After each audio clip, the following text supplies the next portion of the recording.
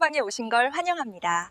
구독과 좋아요로 응원해 주시고 여러분의 따뜻한 댓글에 힘입어 오늘도 사랑방 문을 활짝 열겠습니다. 오라버니 왜 그리 사시나무 떨듯 떨고 계십니까? 아버님도 어머님도 이제 제 안에서 하나가 되어 영원히 저와 함께 하실 텐데 말입니다. 이제 오라버니의 그 싱싱하고 따뜻한 감만 내어주시면 저는 비로소 천년의 저주를 벗고 진짜 사람이 될 수 있답니다. 달빛이 창백하게 비치는 방 안 하얀 소복을 입은 소녀가 입가에 검붉은 선혈을 묻힌 채 소름 끼치는 미소를 짓고 있었지요. 그녀는 가문이 금지옥엽 키워온 막내딸이자 가문을 도륙한 천년 묵은 요물이었습니다. 대체 이 부잣집에 어떤 망령된 기도가 있었기에 축복이어야 할 딸아이가 가문을 멸망시키는 악기가 된 것일까요? 지금부터 조선 팔도를 피눈물로 적신 여운, 누이의 잔혹한 전말을 그 피비린내 나는 기록을 펼쳐 보이겠습니다. 옛날 조선 땅 경상도 어느 깊은 산골, 첩첩산중 아래 자리 잡은 만석군 부잣집이 하나 있었지요. 기와지붕이 끝도 없이 이어지고 광마다 쌀가마니가 산처럼 쌓여 있으니 마을 사람들은 그 집 앞을 지날 때마다 고개를 숙이며 복받은 집안이라 칭송이 자자하였다고 합니다. 듬직하고 영특한 아들 셋을 두었으니 가문의 대를 잇는 일 또한 탄탄대로였지요. 하지만 이 집 주인인 김대감 부부에게는 가슴속 깊이 응어리진 차마 씻어내지 못할 서러움이 하나 있었으니 그것은 바로 품 안에 안아볼 예쁜 딸 자식이 없다는 것이었지요. 아들이 셋이나 있음에도 불구하고 부인은 밤마다 다른 집 딸아이들의 색동저고리를 보며 남몰래 눈물을 훔치곤 하였습니다. 부부의 욕심은 결국해서는 안 될 기도로 이어지고 말았습니다.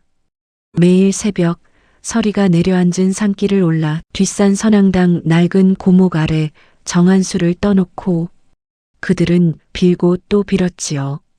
천지신명이시여 산신령님이시여 제발 우리 가문에 어여쁜 딸 하나만 점지해 주시옵소서. 설사 그 아이가 여우 같은 년일지라도 아니 여우 그 자체일지라도 좋사오니 그저 딸 하나만 품을 수 있다면 소원이 없겠나이다. 그런데 말입니다. 지성이면 감천이라 하였을까요? 아니면 인간의 오만이 화를 부른 것일까요? 부부의 기도가 100일을 채우던 날 밤 부인의 꿈속에 기이한 광경이 펼쳐졌습니다. 안개가 자욱한 숲속에서 꼬리가 9 달린 거대한 백호가 나타나 입에 물고 있던 핏빛처럼 붉게 타오르는 구슬을 부인의 치마폭에 툭 던져 넣는 게 아니겠습니까? 그 꿈은 태몽이었고 얼마 지나지 않아 부인에게는 기적 같은 패기가 있었지요. 10달 뒤 온 집안을 눈부시게 밝히며 태어난 아이는 과연 부부의 소원대로 선녀가 내려온 듯 어여쁜 딸아이였습니다. 아이의 피부는 갓 따온 복숭아처럼 발그레했고 눈망울은 밤하늘의 별을 박아 넣은 듯 초롱초롱하였지요. 김대감은 새 아들보다 이 막내딸을 금옥처럼 아끼며 아이가 걷는 길에 흙먼지 하나 묻지 않게끔 애지중지 키웠습니다. 하지만 호사다마라 하였지요. 평화롭던 이 가문에 검은 그림자가 드리우기 시작한 것은 아이가 10살이 되던 해 유난히 달이 붉게 물들었던 그의 가을밤부터였습니다. 가문의 보물이라 칭송받던 딸아이가 자랄수록 김대감의 곳간은 비어갔고 집안의 생명줄과 같던 소와 말들이 아침마다 싸늘한 시신으로 발견되기 시작하였지요. 처음에는 유행병인가 하여 전국의 유명한 수의사를 불러 모으고 정성을 다해 치료해 보았으나 가축들의 죽음은 도무지 상식으로는 이해할 수 없는 형태를 띠고 있었습니다. 사체는 겉으로 보기엔 멀쩡해 보였으나 배 부분이 예리한 발톱에 핥힌 듯 찢겨 있었고 신기하게도 오직 간만이 씻은 듯 사라져 있었던 것이지요. 대체 어떤 짐승이 소의 배를 갈라 간만 쏙 빼간단 말인가? 마을 사람들은 산속에 굶주린 요괴가 내려온 것이라며 해가 지면 문을 걸어 잠그고 벌벌 떨기 시작했습니다. 김대감은 공포를 억누르며 첫째 아들을 불러 명하였습니다. 가문의 재산이 거덜나고 있구나. 오늘 밤 내가 창을 들고 외양간 구석에 숨어 그 짐승의 정체를 확인하거라. 첫째 아들은 시퍼렇게 날 선 창을 움켜쥐고 말똥 냄새가 진동하는 외양간 구석 볏짚 속에 몸을 숨겼지요. 밤은 깊어가고 산짐승의 울음소리가 스산하게 들려올 무렵이었습니다. 새벽 2시를 알리는 산사의 종소리가 멀리서 들려오자 정막을 깨고 안채 현관문이 끼익 열리는 소리가 들려왔지요. 그런데 말입니다. 외양간으로 사뿐사뿐 걸어 들어온 것은 굶주린 늑대도 숲속의 삭도 아니었습니다. 달빛을 받아 창백하게 빛나는 하얀 소복을 입은 소녀, 바로 이 집안의 금쪽 같은 막내딸이었던 것입니다. 그녀는 무표정한 얼굴로 가장 크고 튼실한 황소 곁으로 다가가더니 가느다란 고사리 같은 손을 소의 뱃속으로 거침없이 쑥 집어넣는 게 아니겠습니까? 그 순간이었지요. 소는 비명 한 번 지르지 못한 채 바들바들 떨었고 딸은 피가 뚝뚝 떨어지는 붉고 따뜻한 간을 쑥 뽑아내더니 그것을 입가로 가져갔습니다. 그러고는 마치 탐스러운 열매를 먹듯 아작아작 씹어 먹으며 붉은 피를 턱을 타고 흘리는 것이 아니겠습니까? 첫째 아들은 그 기괴하고도 잔혹한 광경에 숨소리조차 내지 못한 채 사시나무 떨듯 떨며 그 자리에 얼어붙고 말았습니다. 날이 밝자마자 첫째 아들은 하얗게 질린 얼굴로 부모님의 방으로 달려갔지요. 아버님, 어머님, 제 말을 믿어야 합니다. 우리 막둥이가 우리 귀한 동생 요물입니다. 어젯밤 제가 외양간에서 보았습니다. 그 아이가 소의 배를 갈라 생간을 씹어먹고 있었습니다. 첫째 아들은 울먹이며 필사적으로 진실을 고하였으나 돌아온 것은 따뜻한 위로가 아닌 서슬 펄언 김대감의 호통이었습니다. 네 이놈! 감히 내 동생을 모함하다니! 질투심에 눈이 멀어 하나뿐인 누이를 요괴로 몰아세우느냐! 내 눈으로 똑똑히 보았다! 내 딸은 어젯밤 내내 안방에서 평화롭게 잠들어 있었다! 김대감과 부인에게 딸은 이미 인간을 넘어선 신앙이자 존재 그 자체였습니다.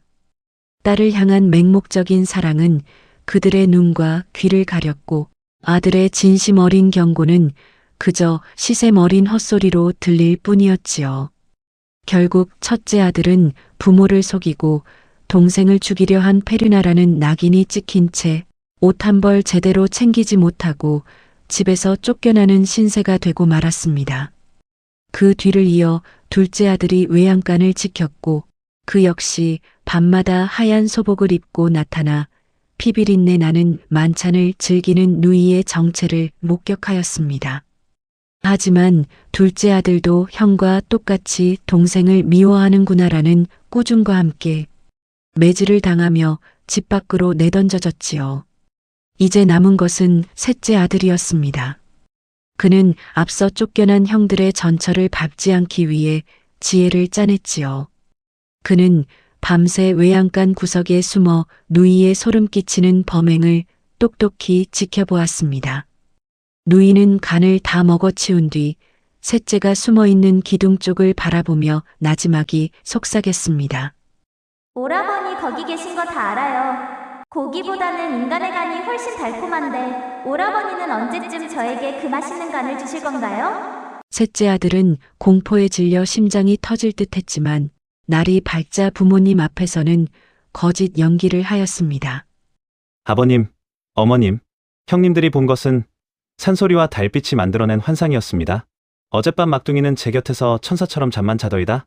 이 말에 부모는 뛸 듯이 기뻐하며 셋째를 기특해 하였지요. 하지만 셋째는 알고 있었습니다. 이 집은 이미 무너졌으며 자신만이 이 요물을 처단할 유일한 희망이라는 사실을 말이지요. 부모님의 눈먼 사랑에 가문이 속절없이 무너져 내리는 꼴을 참아두고 볼 수 없었던 셋째 아들은 어느 달밝은 밤 괴나리 보찜 하나만을 짊어진 채 정든 집을 떠나 정처 없는 유랑의 길에 올랐지요. 그가 대문을 나설 때 저 멀리 안채 처마 밑에서 누이가 고개를 살짝 내밀며 나지막이 속삭였다고 합니다. 오라버니, 어딜 가시든 제 손바닥 아니랍니다. 부디 그 따뜻하고 싱싱한 간을 잘 보존해서 돌아오세요. 제가 가장 배고픈 날 오라버니를 마중 나갈 테니까요. 그 서늘한 배웅을 뒤로하고 산 넘고 물 건너 발길 닿는 대로 걷던 셋째 아들의 마음은 천갈래 만갈래로 찢어지는 듯 하였지요. 발이 부르트고 집신이 몇 켤레나 달아 없어질 무렵 그는 구름도 쉬어간다는 깊고 험한 금강산의 어느 기괴한 바위굴 앞에 다다랐습니다. 그곳에는 백발이 성성하여 마치 눈썹까지 흰 눈이 내려앉은 듯한 노도사가 바위에 정좌하고 있었지요. 도사는 셋째 아들이 굴 근처에 발을 들이기도 전에 혀를 끌끌 차며 말하기를 내 낯빛에 죽음의 수위가 드리웠고 내 가문의 대들보가 이미 여우의 이빨에 갈려나갔구나. 내 누이는 사람이 아니라 천년의 허기를 달래려 내 부모의 망령된 기도를 타고 내려온 요물 중에 요물이로다라며 불호령을 내렸습니다. 셋째 아들은 그 자리에 엎드려 바위에 머리를 찌으며 통곡하였습니다. 도사님, 제발 저희 가문을 살려주십시오. 제 부모님과 형님들이 그 요물에게 산채로 뜯겨먹히게 둘 수는 없나이다. 도사는 한참을 묵묵히 바라보다가 품속에서 신비로운 기운이 서린 유리병 3개를 꺼내 놓았습니다. 그것은 각각 눈부시게 하얀 소금병, 깊은 바다의 전기를 머금은 파란 물병, 그리고 지옥의 화염을 담은 듯 붉게 타오르는 고춧가루 병이었지요. 도사는 엄중히 일렀습니다. 이 병들은 천년 묵은 여우의 술법을 깨뜨릴 유일한 비책이다. 내 누이가 너를 쫓아올 때 내 목숨이 경각에 달린 순간 하나씩 던지거라. 하지만 명심하고 또 명심해라. 요물의 눈을 단 1초라도 똑바로 마주치는 순간 내 영혼은 영원히 여우의 밥이 되어 저승길도 가지 못할 것이니라.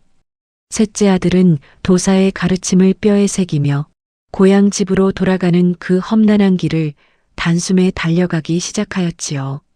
수년의 세월을 산천을 떠돌며 비책을 연마하고 돌아온 고향 마을은 예전의 활기는 흔적도 없이 사라진 채 스산한 죽음의 기운만이 가득한 폐허로 변해 있었지요. 위풍당당하던 김대감의 기와집은 이제 담장이 허물어져 이끼가 끼고 잡초가 어른 키만큼 자라나 뱀들이 둥지를 트는 흉가가 되어 있었습니다.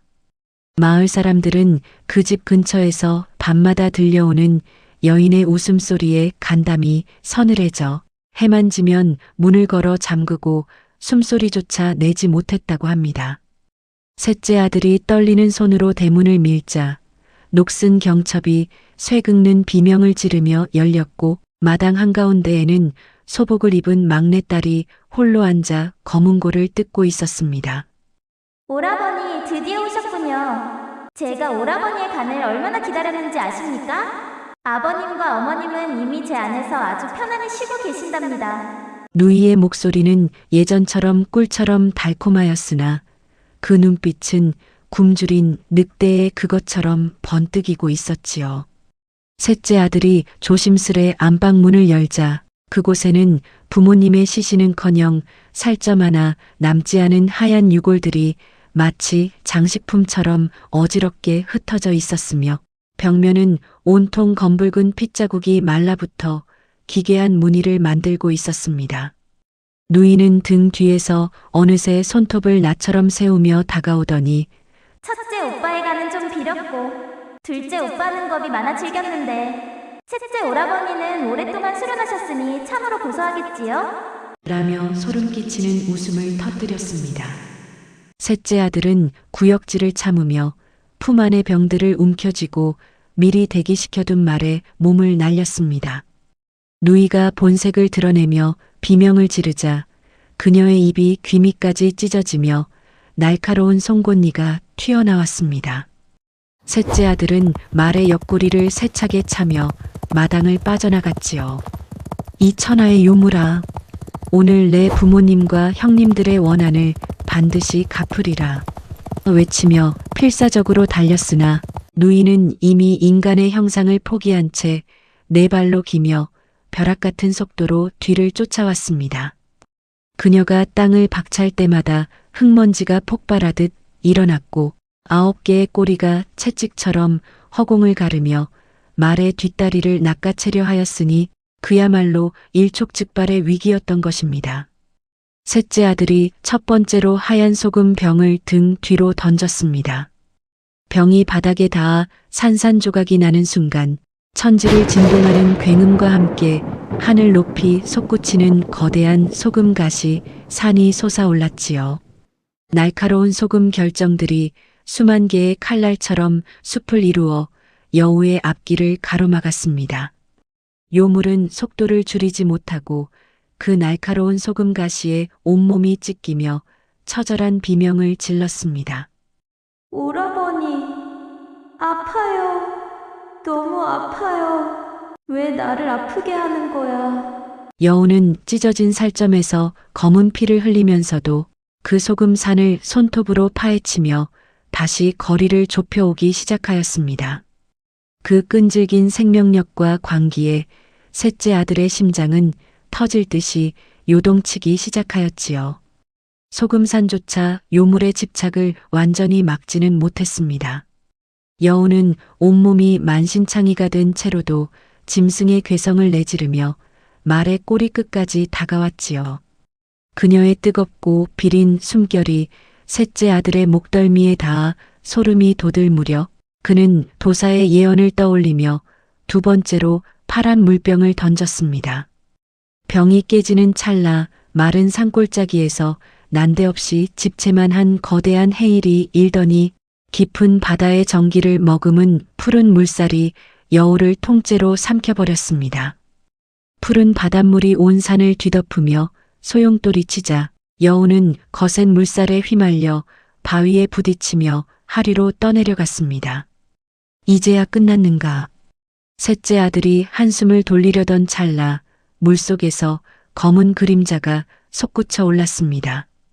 요물은 물속에서도 아가미를 가진 괴물처럼 헤엄치며 젖은 머리카락을 산발한 채 다시 셋째 아들을 추격해 오는 게 아니겠습니까? 물에 젖은 누이의 몰골은 살점이 불어터져 차마 눈뜨고 볼 수 없을 만큼 흉측하였고 그녀가 내뱉는 저주는 주변의 나무들을 말라 죽게 할 만큼 강력하였습니다.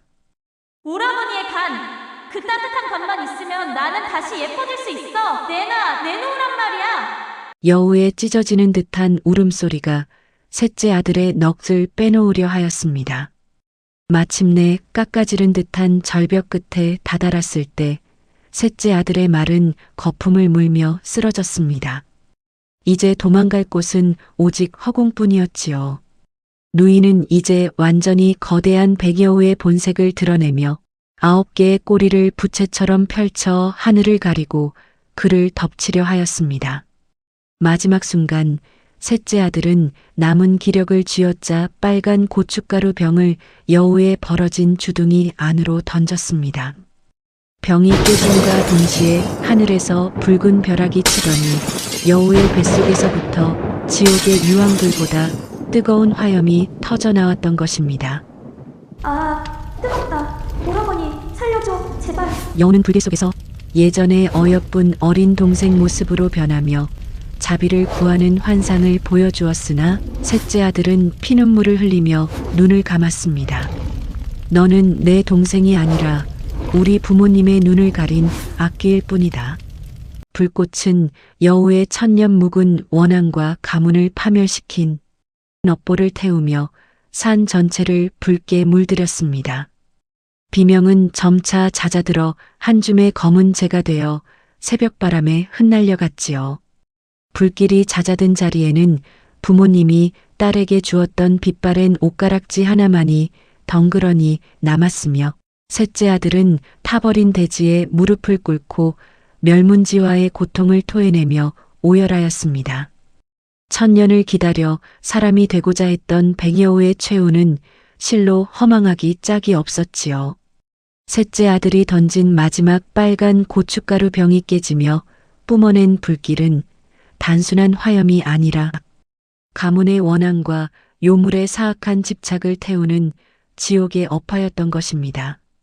벼랑 끝에서 9개의 꼬리를 휘두르며 마지막 발악을 하던 누이는 불길 속에서 예전에 그 고왔던 어린 시절 모습으로 잠깐 변하는 듯 하더니 이내 끔찍한 비명과 함께 한 줌의 검은 재가 되어 새벽바람에 흩날려 가버렸지요. 셋째 아들은 그 자리에 주저앉아 타버린 대지를 손톱이 빠지도록 쓸어내리며 목 놓아 울었습니다. 아이고, 아버님, 어머님, 동생을 사람으로 알고 금지옥엽 키우신 그 마음이 이리도 처참하게 짓밟혔나이까. 그의 통곡 소리는 골짜기를 타고 메아리쳐 마치 죽은 형님들과 부모님의 넋이 함께 우는 듯 스산하게 울려 퍼졌다고 합니다. 겨우 정신을 가다듬은 셋째 아들이 다시 고향 집으로 발길을 옮겼을 때 집안의 성주신조차 떠나버린 텅 빈 가옥은 더욱 처량해 보였습니다. 안방 문을 열자 수년 전 여우 누이에게 잡아먹힌 부모님과 형님들의 유골이 먼지 속에 뒹굴고 있었지요. 셋째 아들은 정성스레 유골을 수습하여 양지바른 선산에 모시고 100일 동안 상복을 입은 채 곡소리를 멈추지 않았습니다. 그런데 말입니다. 장례를 치르던 마지막 날 밤 셋째 아들의 꿈속에 백발이 성성한 아버님이 나타나 눈물을 흘리며 말씀하시기를 우리가 딸의 눈이 멀어 요물을 불러들였으니 이 모든 것이 나의 업보로다. 하지만 너만은 살아남아 가문의 대를 잇게 되었으니 이제야 발을 뻗고 눈을 감겠구나 하시며 사라지셨지요. 셋째 아들은 아버님의 마지막 당부를 가슴에 새기며 폐허가 된 집을 다시 일으켜 세우기 위해 피 묻은 소매를 걷어붙였습니다. 집을 다시 짓고 밭을 일구며 수년이 지나자 셋째 아들의 부지런함 덕분에 가문은 옛 명성을 조금씩 되찾아가는 듯 보였습니다. 하지만 마을 사람들 사이에서는 여전히 흉흉한 소문이 밤 공기를 타고 흘러다녔지요. 밤마다 뒷산에서 여우 울음소리가 들리면 그 집의 막내딸이 다시 살아 돌아와 오라버니의 간을 노리며 문 밖을 서성인다는 것이었습니다. 셋째 아들 또한 밤잠을 설치기 일쑤였습니다. 바람이 문고리를 조금만 흔들어도 오라버니, 저예요. 문 열어주세요. 하는 누이의 환청이 귓가를 맴돌아 식은땀을 흘리며 깨어나곤 하였지요. 그러던 어느 장날 셋째 아들은 장터에서 한 노인을 만났는데 그 노인은 예전 가문의 종으로 일하다 여우 누이의 화를 피해 야반도주했던 충직한 사람이었습니다. 노인은 셋째 아들을 보자마자 길바닥에 엎드려 울먹이며 말했습니다. 도련님, 살아계셨군요. 하지만 조심하셔야 합니다. 그 요물은 죽어서도 원혼이 되어 이 마을의 정기를 빨아먹고 있습니다. 노인의 말에 따르면 여우 누이가 타 죽은 벼랑 아래에는 밤마다 붉은 안개가 피어오르고 그 근처를 지나던 가축들이 여전히 배가 갈린 채 발견된다는 것이었지요. 셋째 아들은 전율했습니다. 요물의 육신은 불태웠으나 그 집착과 원한은 여전히 이 땅의 정기를 갉아먹으며 복수의 기회를 노리고 있다는 사실을 깨달은 것입니다. 그는 결심했습니다. 이번에는 도망치거나 방어하는 것이 아니라 가문과 마을에 들이운 여우의 저주를 뿌리째 뽑아내기 위해 다시 한번 목숨을 건 결단을 내려야 함을 말이지요. 셋째 아들은 다시 금강산의 도사를 찾아가 무릎을 꿇었습니다. 도사는 허허 웃으며 말하기를 요물의 원한을 끊는 것은 칼날이 아니라 진심 어린 위령부의 링과 내가 가진 강인한 정신력에 있느니라. 하며 그에게 맑은 소리가 나는 은방울 하나를 건네주었습니다. 셋째 아들은 그 길로 여우 누이가 타 죽은 벼랑으로 향했지요. 밤이 깊어지자 벼랑 아래에서 기분 나쁜 웃음소리와 함께 검은 안개가 솟구치더니 살점이 타 들어간 흉측한 몰골에 여우 귀신이 나타났습니다. 오라버니, 나를 이리도 아프게 죽이다니. 이제 그 대가를 치러야지. 요물은 날카로운 비명과 함께 셋째 아들의 목덜미를 향해 달려들었습니다. 그 순간이었지요. 셋째 아들은 도사가 준 은방울을 힘차게 흔들었습니다. 딸랑딸랑 청아한 방울소리가 온 산에 울려 퍼지자 검은 안개는 힘을 잃고 흩어지기 시작했지요. 셋째 아들은 눈을 피하지 않고 여우의 썩어 들어간 눈을 똑바로 응시하며 외쳤습니다. 내 누이야, 내가 요물로 태어난 것도 가련하나 내 부모님의 사랑을 배신하고 살생을 일삼은 죄는 씻을 수 없다. 이제 모든 집착을 내려놓고 저승으로 가거라.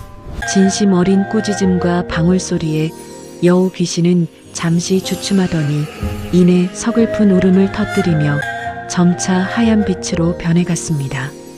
그 빛 속에서 누이의 영혼은 비로소 짐승의 굴레를 벗고 예전에 그 순수했던 어린아이의 모습으로 돌아와 하늘로 승천하였고 그제야 마을의 불길한 기운은 씻은 듯이 사라졌다고 합니다.